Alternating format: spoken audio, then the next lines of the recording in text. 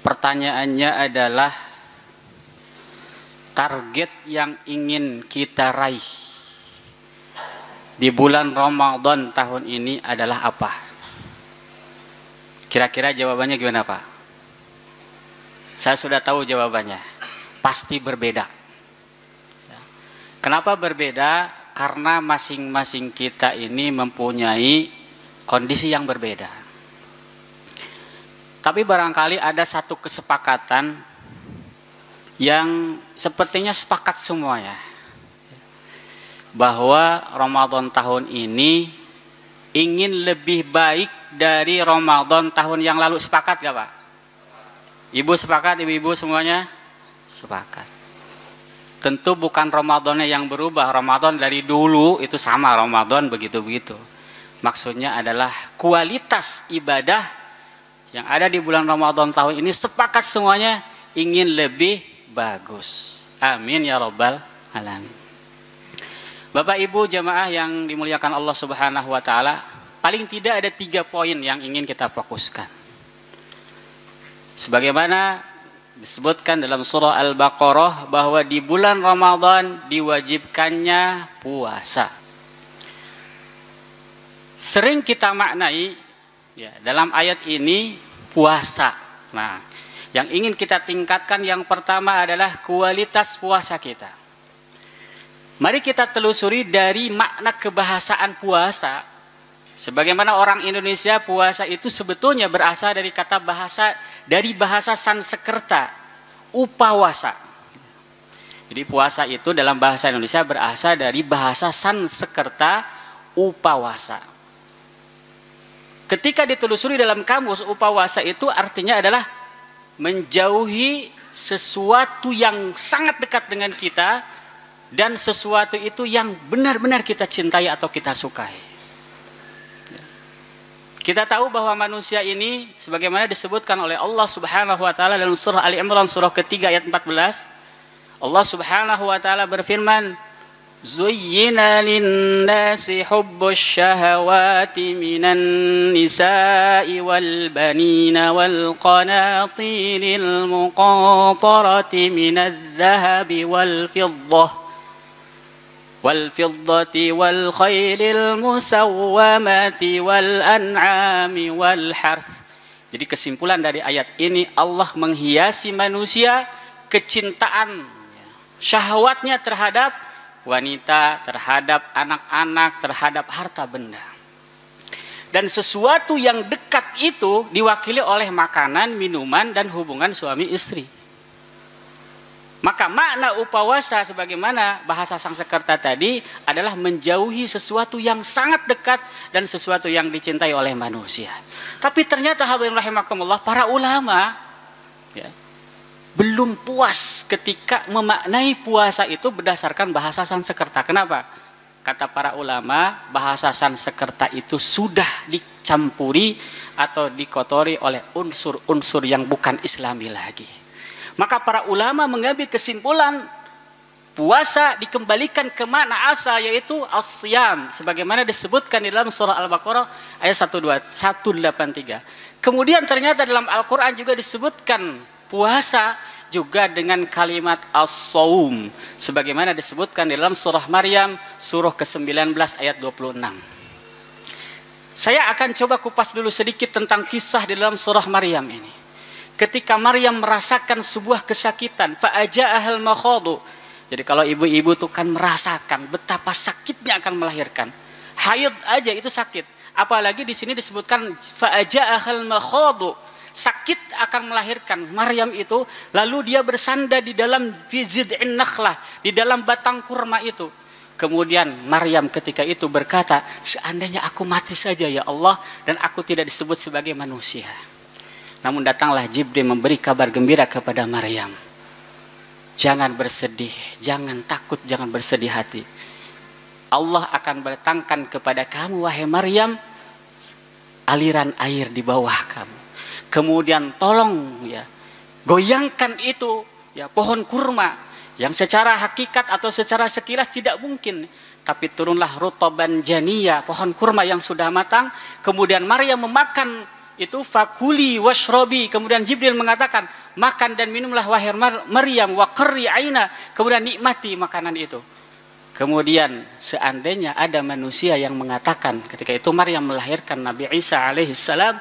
Kemudian ketika ada manusia yang mengatakan, wahai Maryam, kamu penzina, wahai Maryam, wanita durhaka. Katakanlah, wahai Maryam, faquli inni nadartu lirrahmani sauman walan ukallimal yauma insiya. Nah, makna saum di sini adalah diam, tidak berbicara apa-apa. Walaupun seandainya Maryam itu mampu untuk mengatakan sesuatu alias membela terhadap tuduhan orang-orang ketika itu. Maka kalau kita kaitkan makna as-siyam di dalam surah Al-Baqarah dengan as-saum di dalam surah Maryam, kita gabungkan menjadi satu kesimpulan. As-siyam, as-saum maknanya al-imsak. Maka Al-Imam Al-Ghazali rahimahullahu ta'ala dan sekaligus menjadi target kita tahun ini adalah sudah sejauh mana target yang ingin kita lakukan tahun ini, sehingga puasa kita bukan hanya sekedar menahan makan, minum, kemudian berhubungan suami istri di siang hari, bukan hanya itu. Tapi lihat saumnya Maryam, ketika Maryam diam, tidak banyak berbicara. Artinya kita pun diajarkan oleh Allah Subhanahu wa ta'ala di bulan Ramadan ini untuk diam, tidak banyak berbicara, kecuali berbicara yang baik. Maka gunakan lidah kita untuk bertilawah Al-Quran. Gunakan lidah kita untuk berzikir kepada Allah. Gunakan lidah kita untuk banyak berdoa kepada Allah. Gunakan lidah kita untuk banyak mendoakan umat Nabi Muhammad SAW. Maka diajarkan oleh Maryam di dalam kisahnya itu. Maka puasa yang seharusnya kita tingkatkan. Kalau tahun kemarin puasanya masih hanya sekedar menahan makan dan minum, mari kita tingkatkan puasa tahun ini menjadi puasanya seperti Maryam. Bahkan kata Al-Imam Al-Ghazali rahimahullah, ada tingkatan yang lebih dari itu. Ketika seseorang sudah mampu menahan makan dan minum dan berhubungan suami istri di siang hari, kemudian lidahnya sudah sangat terjaga dari pembicaraan-pembicaraan yang tidak berfaedah, apalagi memfitnah, menggibah. Hari ini di zaman penuh fitnah, hadirin rahimakumullah, ada yang lebih tinggi dari itu. Hatinya sudah puasa, hatinya sudah menahan, hatinya sudah fokus kepada Allah Subhanahu wa ta'ala. Maka mari kita tingkatkan. Yang pertama adalah kualitas puasa kita.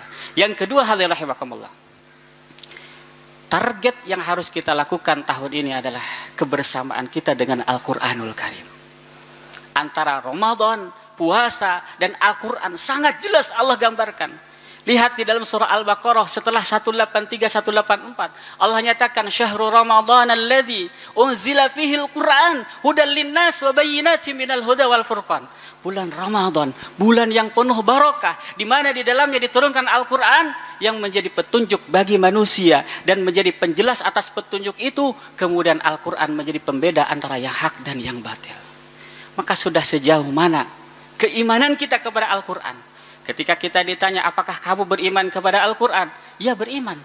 Tapi mari kita tingkatkan keimanan kita kepada Al-Quran. Bukan hanya percaya bahwa Al-Quran itu adalah kalamullah, tapi mari kita tingkatkan bahwa Al-Quran satu-satunya kitab yang sempurna, tidak ada yang cacat sama sekali. Al-Quran satu-satunya kitab yang membuat orang-orang beriman merasa terhibur. Orang-orang beriman merasa hidupnya itu penuh semangat. Kenapa? Karena Al-Quran di dalamnya berisi kalam-kalam ilahi, kalam-kalam suci. Maka kalau tahun kemarin, hadirin rahimakumullah, kita belum mampu menghatam Al-Quran, maka tahun ini sudah seharusnya kita hatamkan Al-Quran. Kalau tahun kemarin kita sudah mampu menghatamkan Al-Quran misalnya 1 kali, boleh tahun ini kita tingkatkan menjadi 2 kali. Atau barangkali kita tingkatkan lagi. Ketika kita sudah hatam 1 kali Al-Quran, maka mari kita hatamkan terjemahnya Al-Quran. Karena disitulah ada nasihat-nasihat penting yang Allah ingin hadirkan.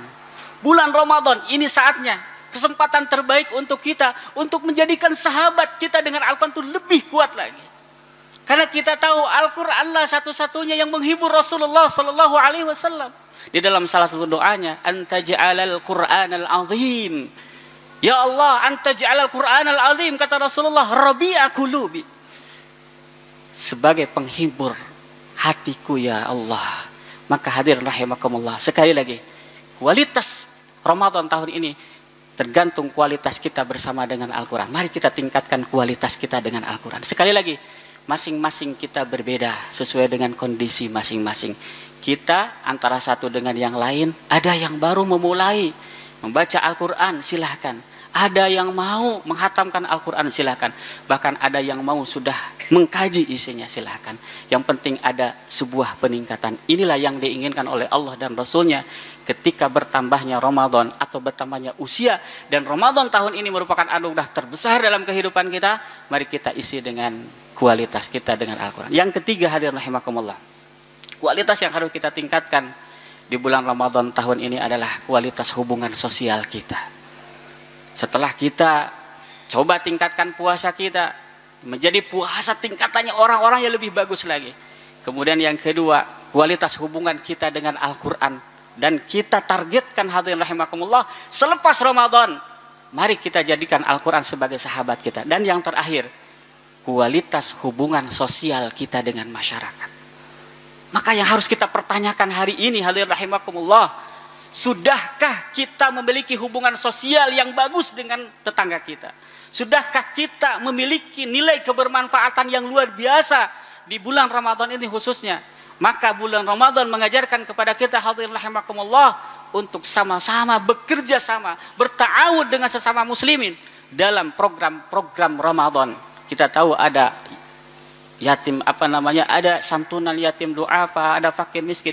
Semuanya sebenarnya mengajarkan kepada kita bagaimana kita memiliki hubungan sosial dengan masyarakat, khususnya di lingkungan sekitar kita.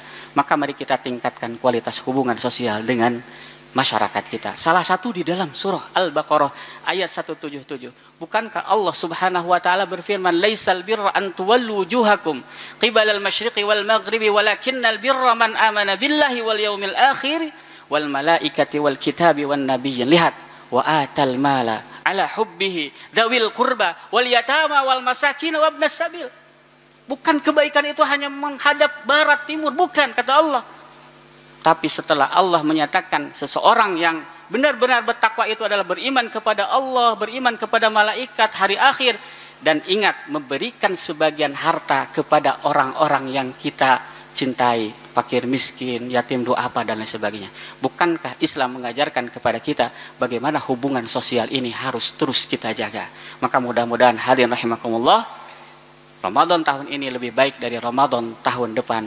Kualitas puasanya, kualitas Al-Qur'annya, dan kualitas hubungan sosial kita dengan sesama kaum muslimin. Mari kita rekatkan ukhuwah Islamiyah. Saatnya kita bersama-sama untuk memikirkan program keumatan umat Nabi Muhammad sallallahu alaihi wasallam sebagai umat yang rahmatan lil alamin. Barakallahu li wa lakum fil Qur'anil Karim.